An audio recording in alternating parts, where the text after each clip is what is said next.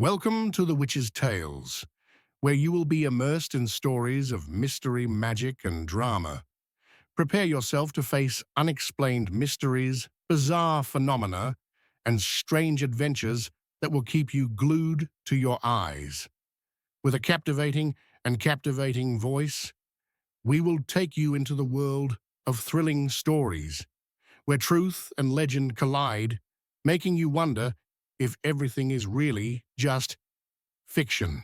The wax pooled around the base of the candle, looking like congealed tears, and that was the moment I should have realized something had changed in the very fabric of my evening routine. For 3 months, I'd been reading by candlelight, not because I was trying to be romantic or eco-friendly, but because the ceiling light had burned out. Fixing it meant dealing with the landlord, and that seemed easier to avoid. So it was simpler to live in the soft amber glow, easier to pretend that the shadows dancing on the walls of my apartment were just flickers of the flame rather than something I couldn't fully grasp yet. I was holding a worn copy of Ray Bradbury's Something Wicked This Way Comes, but it felt heavier than usual, almost like the pages had soaked up the dampness of the October air slipping through the poorly fitted windows. I'd been stuck on the same paragraph for what felt like ages. My concentration kept shattering, interrupted by this odd sensation that someone had come into the room without me noticing. It crawled up my spine, this chill, like fingers brushing cold skin, and I found myself glancing up from the book more often. That's when I saw it. The second shadow. My own figure stretched across the far wall as it always did when I sat in my reading chair, but next to it, barely visible, was a second slightly offset shadow, one that shouldn't have been there. The chair it seemed to occupy didn't exist. There was only one chair in my apartment, the worn recliner that had belonged to my grandfather, and I was sitting in it, a breath hitched in my chest, as the shadow raised a hand, fingers stretched in a deliberate gesture, index and pinky, extended middle and ring fingers, pressed down the classic devil horns. A challenge, a mockery. Reflexively, I exhaled sharply, the tension spilling out, and as I did, the candlelight flickered, dimming to half its usual strength. In that softer light, the shadows seemed to grow more distinct, more solid, while mine appeared to blur and lose shape. It was as if the thing on the wall had become more real than I was. I set the book down my hand, trembling. I fought the urge to glance at the wall directly. Instead, I focused on my hands, pale and shaking in the dimming light, telling myself it was just the caffeine from too much coffee. That was what my rational mind told me anyway. Maybe it was stress from losing my job. Maybe the isolation was starting to mess with my brain. Maybe there was a simple, scientific explanation for what was happening. But when I finally dared to look up again, the shadow was still there, and it had shifted. It was leaning forward now, almost as if it were listening to me. The posture was so human, so intent, that I froze, holding my breath, afraid to make a sound. The silence in the apartment was total. No hum from the refrigerator, no distant traffic, not even the usual creaks of the building settling. Even the candle had gone eerily quiet. The flame perfectly still, like a painting. Slowly, I stood up, careful not to disturb the delicate balance of light and shadow in the room. My own shadow shifted as I moved, but the other one stayed frozen in place, unmoving still, as though it were waiting for me to do something. I stepped around the coffee table, trying to block the candle's light completely.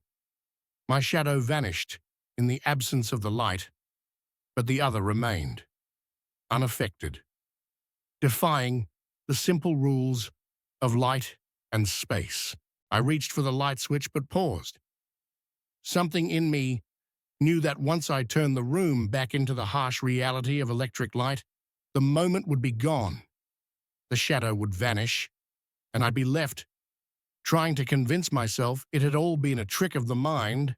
So I picked up the candle, the holder warm in my hand, as the wax slowly dripped down, running between my fingers. I walked closer to the wall, carefully observing the two shadows, adjusting to the shifting light. My own shadow moved predictably, shortening, darkening as I got closer, but the other one stayed exactly the same. It didn't change at all. When I stood close enough to the wall, I lifted my free hand and pressed it against the surface. My own shadow's hand lined up perfectly with mine.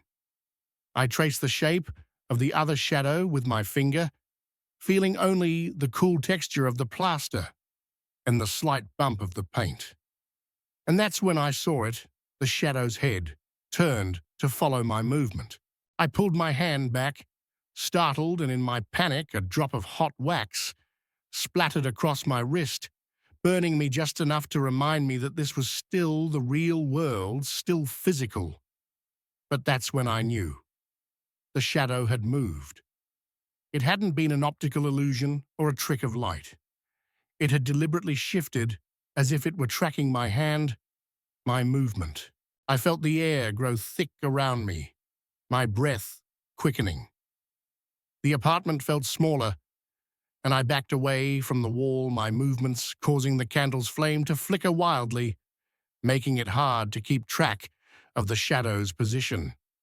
But through the chaos, I could still see it there, perfectly still in the same spot. It wasn't just a trick of light. It was something else.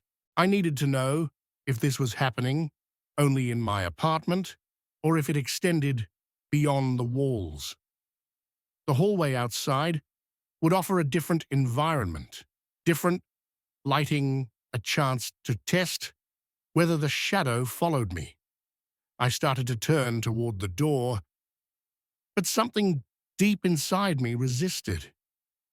I didn't want to take my eyes off the wall. It had already violated everything I knew about cause and effect.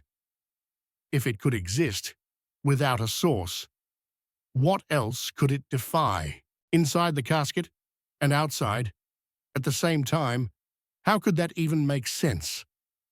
My mind spun, struggling to wrap around the contradiction, adding another layer of impossible to a situation that had already broken all rules of logic. And then a terrifying thought hit me. What if there were more of them? What if it wasn't just one face, but dozens or hundreds? An entire army of duplicates, each just slightly wrong in their own way. All of them converging on my building for reasons I couldn't even begin to understand. Before I could process that idea, the ice on the window shattered all at once. The sound was deafening like thunder, but compressed into a single instant. I stumbled backward, falling hard onto the hardwood floor as shards of ice rained down around me.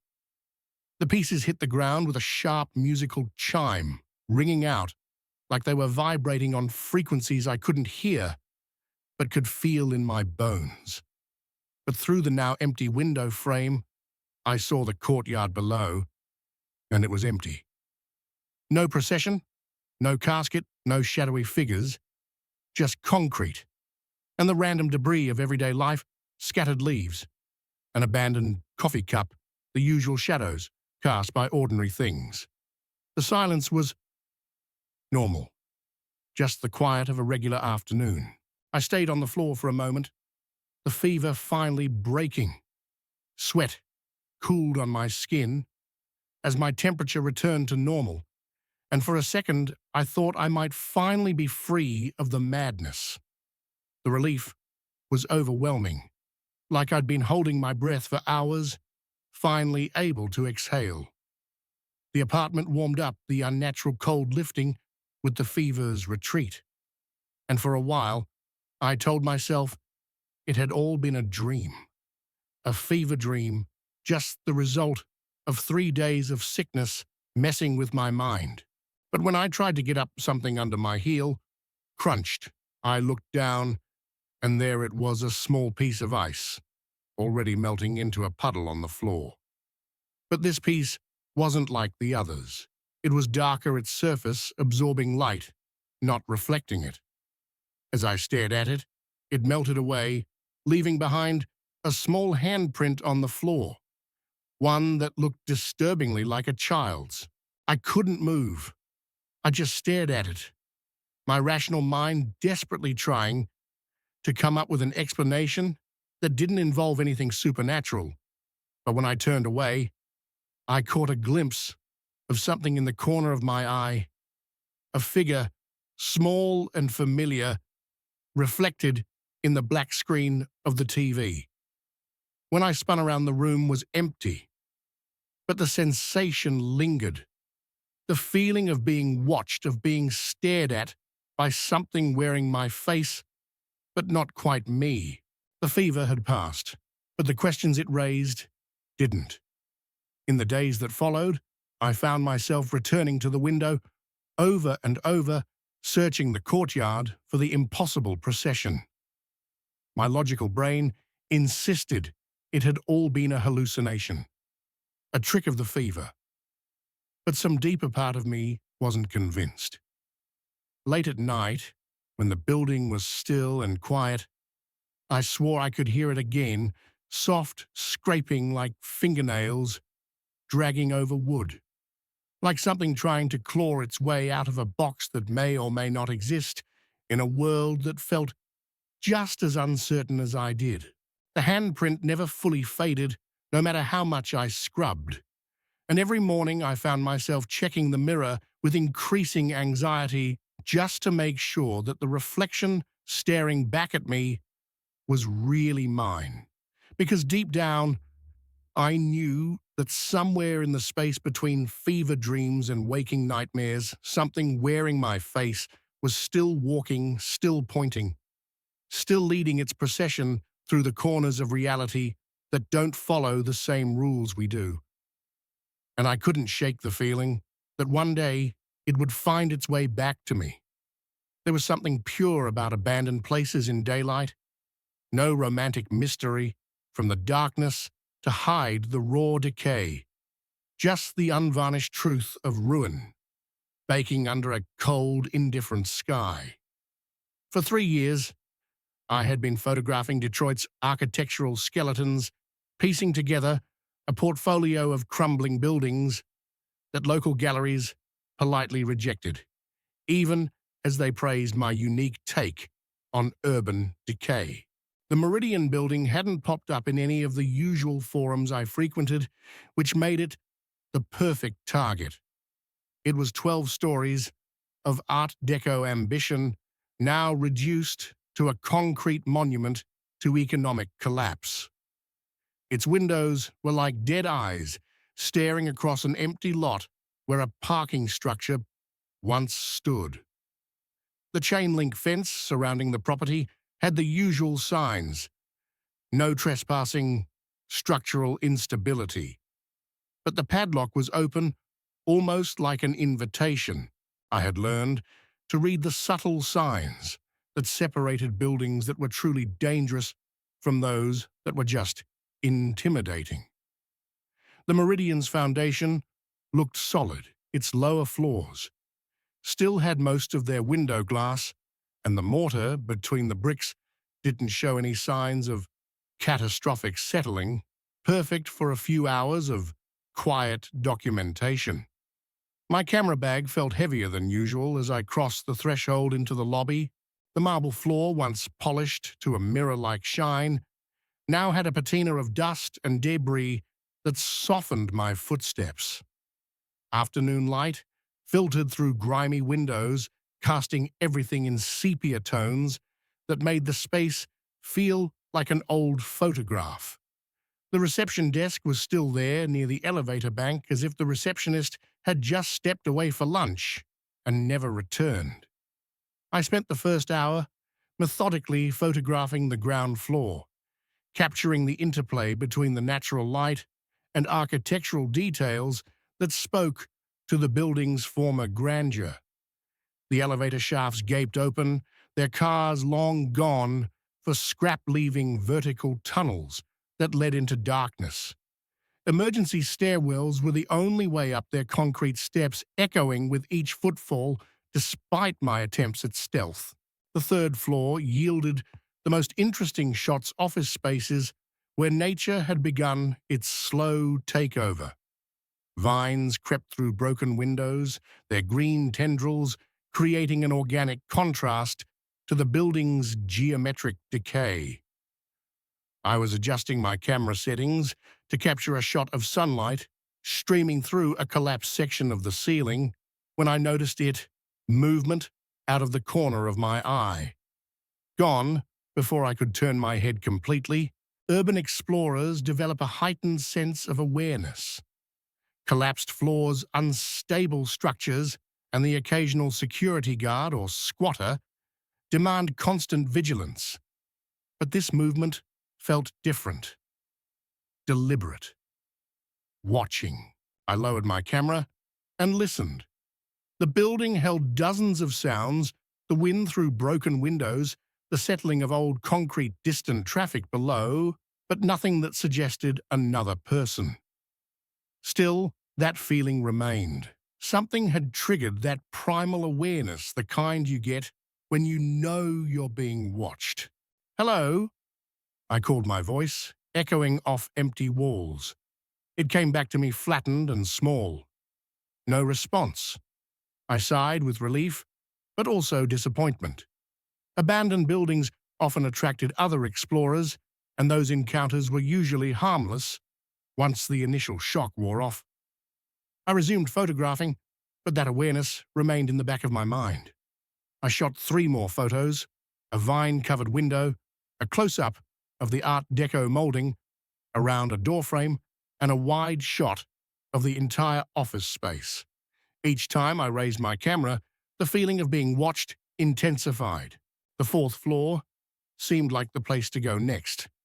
It contained what had been executive offices, larger, better-preserved spaces with wide windows offering views of the city's evolving skyline. I was framing a shot that contrasted the building's decay with the gleaming towers of the Renaissance Center when I saw them, fingers or something that resembled fingers, pale and unnaturally long, curved like talons, gripping the edge of a doorframe about 50 feet away. They appeared for maybe 2 seconds before withdrawing, leaving me staring at empty space, my heart hammering against my ribs. I forced myself to approach the doorway, slowly, camera ready. The office beyond was empty, except for a metal desk pushed against the far wall, papers scattered across the floor like autumn leaves. Nothing that could have created the illusion of grasping fingers. Yet, the image stayed with me, those pale digits, curved and unnatural. I tried to rationalize it. It had to be a trick of light and shadow, pareidolia, the tendency of the human brain to make patterns out of randomness. Or maybe it was just fatigue, the result of several hours of concentrated work. But when I reviewed the images on my camera's LCD screen, I couldn't deny it. Frame after frame of ordinary decay. Empty rooms, natural light, architectural detail, but the scratches remained. I decided to explore the 5th floor. The stairwell felt longer this time. The steps seemed to echo strangely, and the walls felt closer, even though they were the same as on the lower floors. Anxiety had a way of distorting space. I reminded myself it was just an overactive imagination, just another symptom of environmental stress. The 5th floor's layout was different: long corridors flanked by smaller rooms. Many doors remained closed, their frosted glass opaque with accumulated grime. I started by photographing the corridor, working my way systematically to the end. The light had shifted by then, golden hour approaching. Photographers prize this time, when the soft angled light transforms ordinary subjects into art. But in this building, the changing light created pockets of shadow that hadn't been there earlier. I was adjusting my position to capture the interplay of shadow and architectural detail when I heard it, a voice low and raspy like fingernails scraping across concrete. The words came from ahead, but the acoustics of the corridor made it impossible to pinpoint the location. "Don't come back at night." I froze, camera half raised, waiting for the voice to speak again. But there was nothing. The building resumed its usual ambient sounds, wind, distant traffic. But those words hung in the air like smoke, their meaning unambiguous.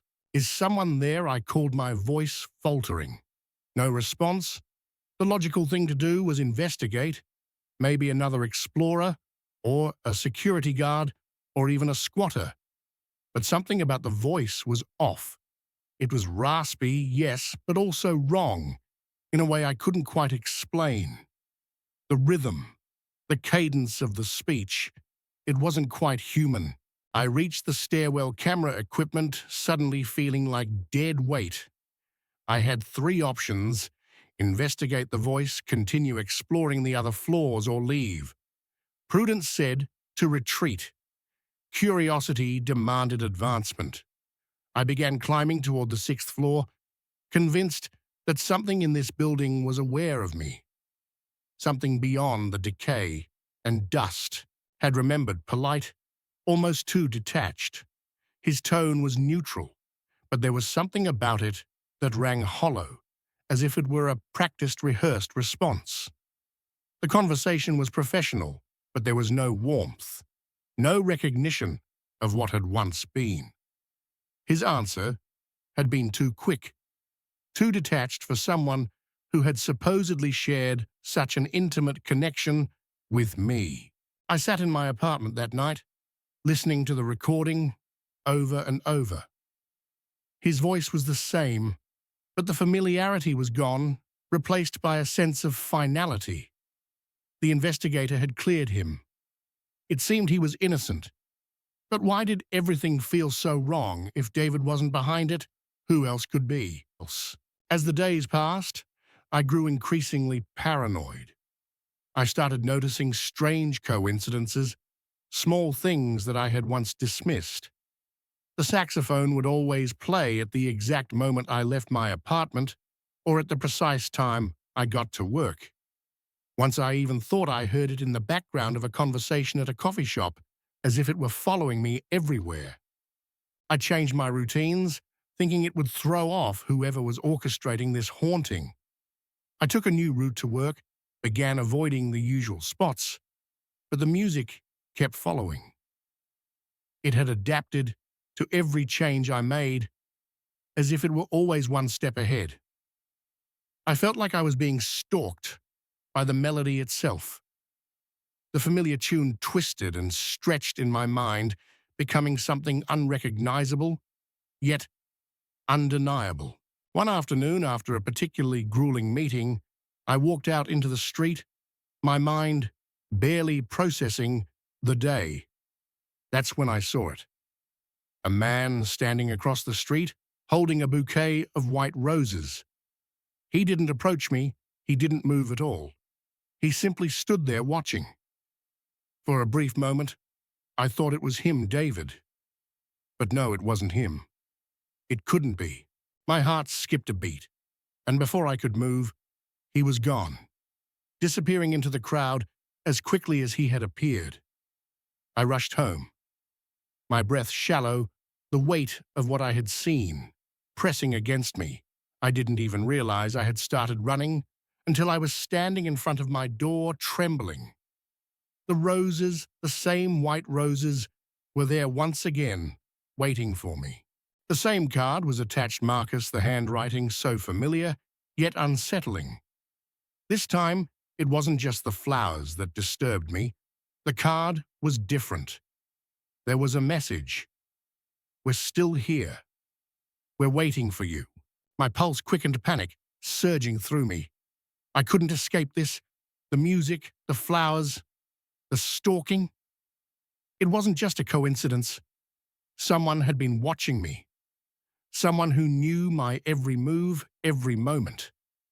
The same eerie melody echoed in my ears, a reminder of the twisted, distorted version of reality that had enveloped my life. The questions were endless. Who was behind it? How had they found me? Why was this happening to me? I needed answers, but they were slipping further and further out of reach. Each new delivery, each new call seemed to reinforce the terrifying certainty that whoever was doing this had no intention of stopping until they had reshaped my reality, remade me into something I wasn't. That night, the saxophone was louder than ever before, its mournful tune vibrating in my skull. It filled the space around me, surrounding me with its distorted beauty, until I could hardly think. I grabbed my phone, my hands shaking, and called the police once again. But there was no evidence. No one could prove what was happening, and the calls and deliveries, though persistent, were not illegal. I was left with nothing but my own fear, my own growing uncertainty. The lines between what was real and what had been fabricated were disappearing. Every day, every moment, felt like a part of a grand, elaborate play, and I wasn't sure if I was the actor, the audience, or just a pawn in someone's sick game. It was a week after the last call from David's family that I received another strange delivery. This time, it wasn't roses or food. It was a book, a small leather-bound journal, with no title, no author.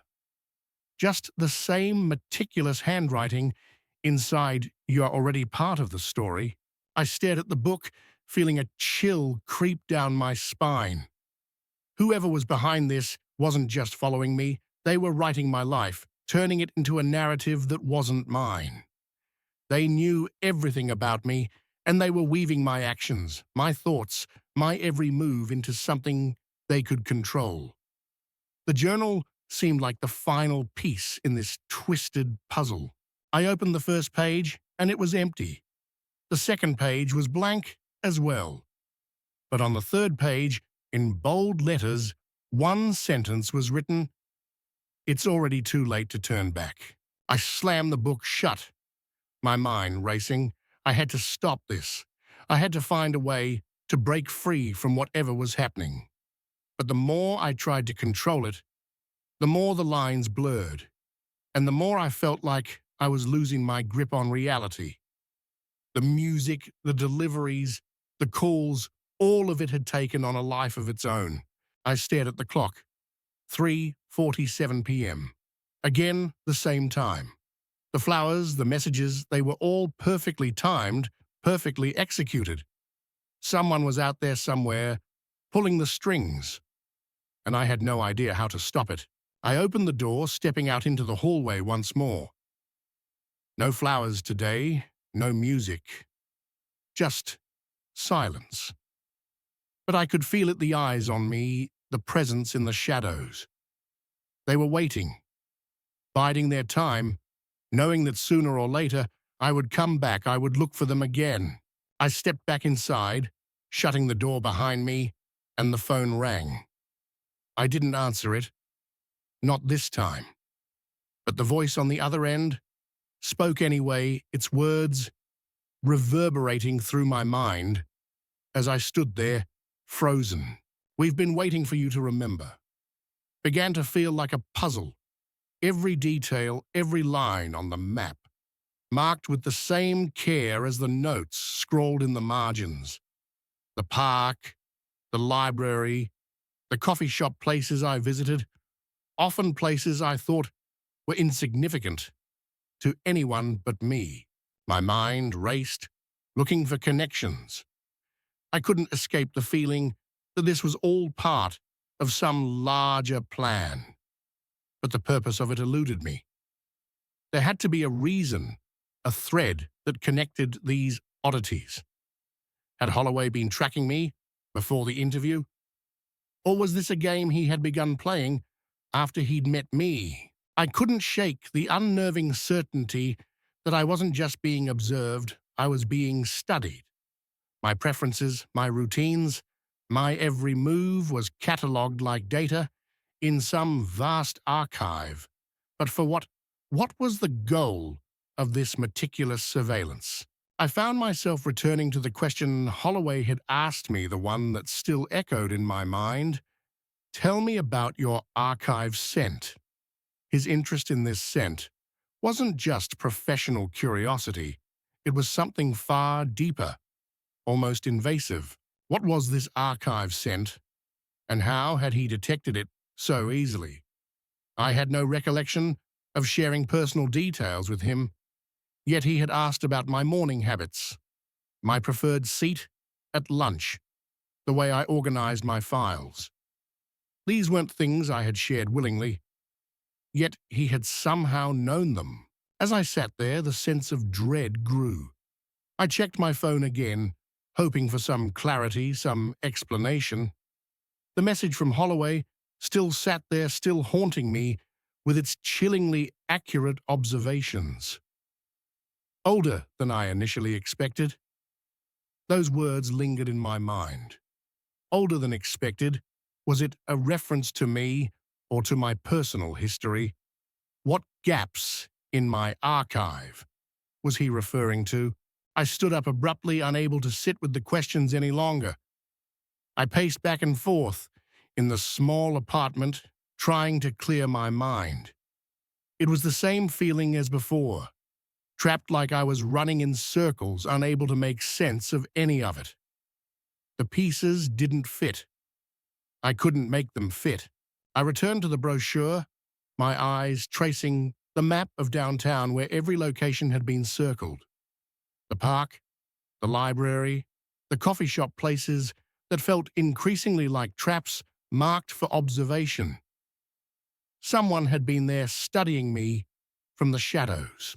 Then, in the silence of my apartment, a thought hit me. What if this wasn't about me at all? What if it wasn't about Holloway or his company or even the brochure at all?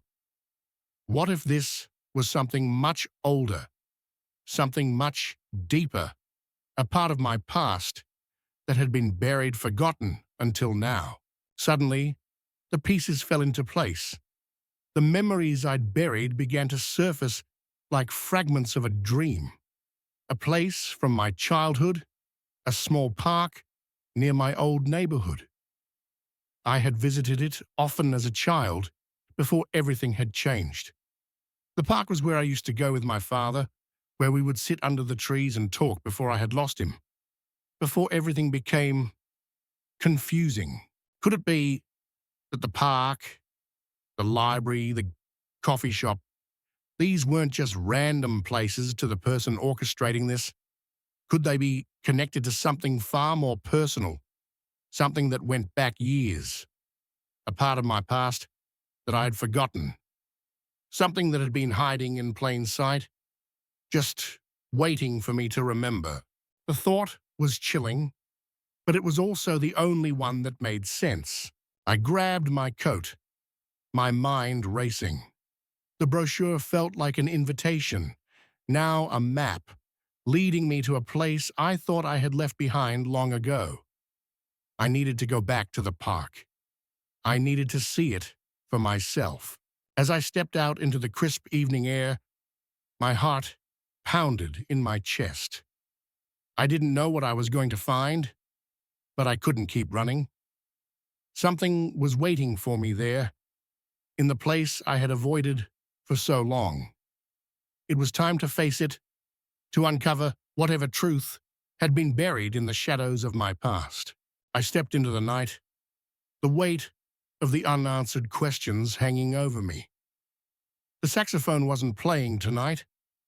Instead, the silence felt like it had grown louder, echoing through my steps as I walked toward the park, unsure of what I would find. Since leaving the old house, I haven't been able to find the peaceful silence I was searching for. Even though I've moved to a small hotel a few towns away, I still can't shake the feeling of being haunted by inexplicable traces, strange occurrences that follow me from that house. Every night, as the light fades and I prepare to fall asleep, I hear a soft sound, like fingertips tapping on glass. I wonder if these sounds are part of a dream I can't quite remember, or if they're remnants of something deep within my mind. Could I be a part of this cycle, an endless loop? Those traces like fingers pressing against the glass are calling me back to a place I cannot explain. Each morning I wake up with the exhaustion still lingering in my body, even though I've slept in a quiet room. Though I've moved far from the old house, I still feel the presence of memories, an endless journey I cannot escape. Every time I look out the window of the hotel, I see my reflection in the glass, like a faint, intangible image, still haunting. That day, I decided to return to the old house, not to fix what had happened, but to find the truth, whether everything was just a creation of my mind, or if something truly awaited me there. As I approached the house, I couldn't help but feel the coldness coming from within. A dim light seeped from the windows, and I saw shadows moving in the room I once lived in. I stood there unsure of what to do. When I left, those feelings still hadn't left me. The marks on the glass, the hands that couldn't be explained, seemed to linger. Then I realized that perhaps I would never escape this cycle. I returned to the hotel, not knowing what I was doing. Despite trying to reassure myself, I couldn't shake the feeling of being watched. The traces on the windows of the old house, the shadows reflecting in the mirror. They all lingered in my mind. Every night as I tried to sleep, I felt as though someone was standing beside me, staring at me. Still, I couldn't deny one thing: I couldn't forget that house. It had become a part of me, like a mark that couldn't be erased. I remembered the long nights when I stood alone in the old garden, where only I could feel the presence of something different. The unexplainable fingers, the traces that couldn't be explained. They all felt like part of me, part of a past I couldn't shake off. Then, on a cold winter night, as I sat in the hotel room, I received a call. There was no caller's name, just a strange number. When I answered, a sigh echoed through the phone, followed by an old voice. "It's all over, but the cycle will always continue. Tomorrow, a new chapter will begin." As I tried to react, the voice vanished. I put the phone down and looked out the window. The cold winter night brushed past me, and I understood that I couldn't run forever. The house, the traces, and the shadow I once encountered would always find me, no matter where I was. And then I realized I am part of this cycle. I will always be trapped in those memories, forever becoming a part of this story. The truth is, I never really left that house.